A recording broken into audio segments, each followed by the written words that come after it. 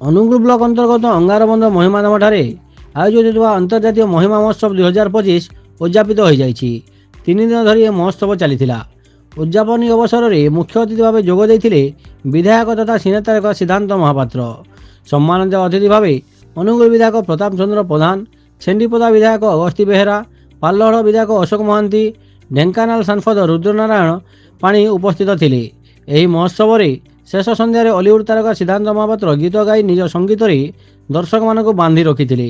ଏହି ଅବସରରେ ମହୋତ୍ସବ କମିଟି ପକ୍ଷରୁ ସଭାପତି ତଥା ବିଧାୟକ ପ୍ରତାପ ଚନ୍ଦ୍ର ପ୍ରଧାନଙ୍କ ଉପସ୍ଥିତିରେ ମୁଖ୍ୟ ଅତିଥି ସିଦ୍ଧାନ୍ତ ମହାପାତ୍ର ସାମ୍ବାଦିକ ମହେଶ ଭମରାଜ ଓ ଜୟନ୍ତ କରଙ୍କୁ ସମ୍ବର୍ଦ୍ଧିତ ସ୍ୱରୂପ ଉତ୍ତରୀୟ ଓ ସମ୍ମାନସୂଚକ ସ୍ମୃତି ଫଳକ ପ୍ରଦାନ କରିଥିଲେ।